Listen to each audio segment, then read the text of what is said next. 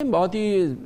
ایک تہلکہ خیز سما ہے ہر طرف جو ہم دیکھ رہے ہیں آج کی ڈیولپمنٹ کے حوالے سے۔ کامران شاہد صاحب ہمارے ساتھ اسلام آباد میں موجود ہیں۔ جی کامران شاہد صاحب، آپ بتائیے گا وہ منظر آپ نے دیکھا جب یہ قومی اسمبلی میں دھماکہ خیز آج ڈیولپمنٹ ہوئی، اب اس کے بعد کیا کیا ہو رہا ہے؟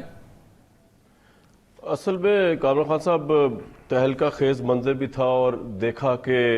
عمران خان صاحب سے میں ایکسپیکٹ کر رہا تھا کہ شاید ریزگنیشن آ جائے گا آج سارے پی ٹی آئی کے ممبران کا، اور اس طریقے سے وہ شاید چیزوں کو لے کے چلیں گے، لیکن آج تو جنگل لا دیکھا،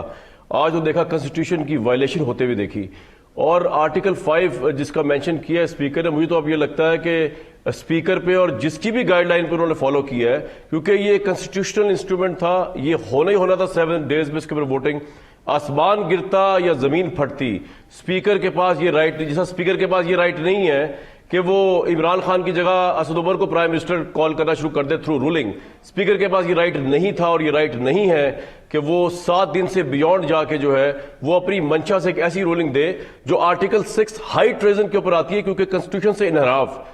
بھی غداری کا مقدمہ سمجھا جاتا ہے، اور آبویسلی آج یہ جو انہوں نے کیا ہے یہ صریحاً کنسٹیٹیوشن انحراف ہے۔ لیکن آبویسلی میں یہ تو نہیں کہہ سکتا کہ کیا ہوگا، کہ سپریم کورٹ ہی فیصلہ کرے گی، فیڈرل گورنمنٹ فیصلہ کرے گی آرٹیکل 6 کا۔ لیکن یہ بڑی خوشائند بات آپ نے بتائی کہ اسپیشل بینچ بیٹھ گیا ہے، اور عمران خان صاحب اگر یہاں سے اب پارلیمنٹ سے نہیں نکالے جا رہے یا وہ برداشت نہیں کر سکے کہ وہ نکالے جائیں گے یہاں سے، تو انہوں نے ایک اس طرح کا انسٹرومنٹ استعمال کیا جس پہ عقل حیران ہے، اور کنسٹیٹیوشن پریشان ہو جائے گا جب یہ ہیئرنگ اب شروع ہوگی سپریم کورٹ کے سامنے،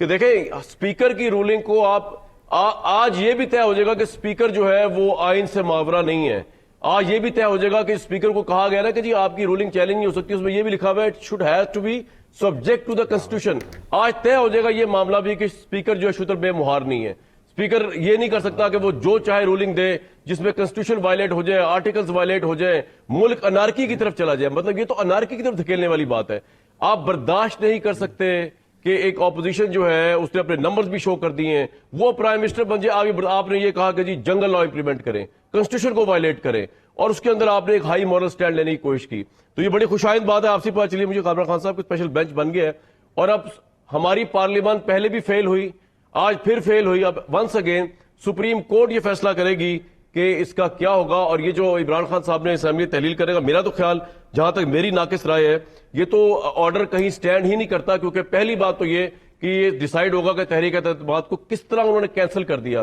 کس طرح انہوں نے ڈس الاؤ کر دیا، کنسٹیٹیوشن کی کس شک کے تحت کیا۔ اور اگر ان کی ساری باتیں صحیح مان لی جائے خان صاحب، یہ جو آج رولنگ دی ہے اسپیکر نے، اس کا مطلب یہ ہے کہ پاکستان کی تمام اپوزیشن پارٹیز غدار ہیں، کیونکہ وہ تو فیصلہ کر بیٹھے ہیں۔ انہوں نے تو یہ فیصلہ سنایا وہاں بیٹھ کے کہ جناب یہ آرٹیکل 5 کے تحت اسٹیٹ سے جو لائلٹی ہے یہ نہیں ہے، یہ بکے میں ایک طرح سے انہوں نے یہ کہا ہے کہ سازش کا حصہ ہے، انہوں نے سٹیمپ کر دیا۔ اگر یہ رولنگ سٹے کر جائے آج تو جنگل لا تو ہو گئی ڈیمانسٹریٹ، کنسٹیٹیوشن سے بیونڈ تو وہ گئی ہیں، لیکن وہ پاکستان کی 68% ووٹ جس اپوزیشن نے لیا ہے اس کو بھی آج کہہ رہے ہیں کہ یہ غدار ہیں، فیصلہ ہو چکا ہے یہ غدار ہے۔ کوئی ایویڈنس نہیں دکھایا پرائم منسٹر عمران خان صاحب نے امریکہ کی سازش کا، کوئی سیکورٹی اسٹیبلشمنٹ کا ادارہ اس چیز کو بائے کرنے کو تیار نہیں ہے کہ پرائم منسٹر نے جو بات کہی ہے یہ واقعی پاکستان کی سیکورٹی کو خطرہ ہے۔ کوئی ایویڈنس نہیں ہے، کوئی فیڈ بیک نہیں اس طرح کی، لیکن کیونکہ ان کو اپنا فیس سیونگ چاہیے تھا، انہوں نے اسپیکر سے بھی کرایا، انہوں نے فوج کو دھکیلنے کی کوشش کی، وہ نیوٹرل ہوئے، وہ ان کے پیچھے پڑ گئے۔ آج انہوں نے اسپیکر سے یہ کام کروا دیا، کل اٹارنی جنرل نے یہ کرنے سے انکار کر دیا تھا مشورہ اس پہ،